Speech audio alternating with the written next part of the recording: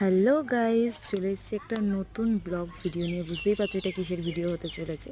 তো আজকে তোমাদের সাথে একটা বিরিয়ানির ভিডিও শেয়ার করবো। তো প্রথমেই চালটাকে দেখলে ধুয়ে ভিজিয়ে নিয়েছিলাম, ঠিক আছে। তবে চিকেনটাকে আমি দই দিয়ে ম্যারিনেট করে রেখে দিয়েছিলাম। আর এখানে সমস্ত মশলাটা, ঠিক আছে, এখানে অনেক কিছু ছিল, যা বিরিয়ানির যে টোটাল যে গোলাপের পাপড়িও ছিল। তো দেখতে পাচ্ছ আলু এখানে কেটে ধুয়ে রেখে দিয়েছি, ঠিক আছে। আর মশলাগুলোকে ভেজে নিচ্ছি হালকা করে, যে সতে করে নেবো। আর এখানে ওই মশলার যেটা দেখলে, ওই মশলাটা হচ্ছে কেওড়া জল, গোলাপ জল, আতর আর ফুড কালার। মানে আমরা 4 জন খাবো বলে সেই নর্মাল যে প্যাকেটগুলো পাওয়া যায় না, আর এটা হচ্ছে কাশ্মীরি লঙ্কা, ওই প্যাকেটই এনেছিলাম, বড় বড় নিয়ে আসিনি।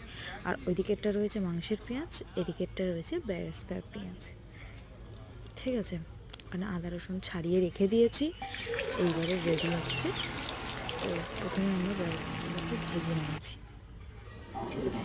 এই যে সেই ম্যারিনেট করা চিকেন দেখতে পাচ্ছ তোমরা, লেগ পিস। এই যে বেরেস্তাটা ভাজা হয়ে গেছে, তো আলুটাও ভেজে নিয়েছি। ভাজার পরে এবার আমরা চিকেনটা করে নিচ্ছি। কড়াই তেল দিয়ে, আদা রসুন, তেলটা একটু বেশি দিয়েছিলাম, চিকেনটা দিয়ে ফুড কালার দিয়ে একটু কাশ্মীরি লঙ্কা দিয়ে ভালো করে কষে হালকা করে জল দিয়েছি।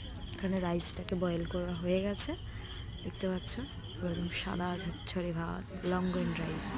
আর মাংসটা হয়ে গেছে, এবার আমি মাংসটা তুলে নিয়েছি। এবারে যে ওপরে যে তেলটা আছে, ওই তেলটা একটা বাটিতে তুলে নিচ্ছি। এই তেলটাই পরে দেখবে কী হয়।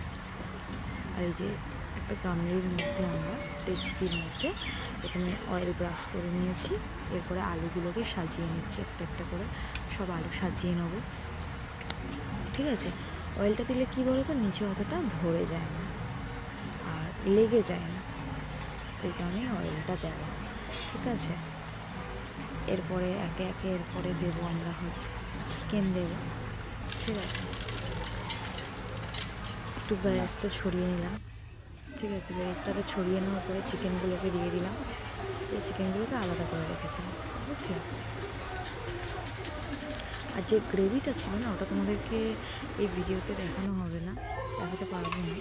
এই গ্রেভিটা ছেঁকে নিয়েছিলাম এর উপরে রাইস দিয়ে, আর ওই যে তেলটা তুলে রেখেছিলাম, ওই তেলটা দিয়ে দিয়েছি, বেরেস্তা দিয়ে দিয়েছি, একটু বিরিয়ানির মশলা যেটা গুঁড়ো করা হয়েছিল সেটাও দিয়ে নিয়েছি। ব্যাস রেডি। এবার মাঝখানে একটু এই যে গ্যাপিং করে এখানে আতরটা দিয়ে দেবো, দিলেই আজকের আমাদের বিরিয়ানি রেডি। কেমন লাগলো অবশ্যই জানাবো।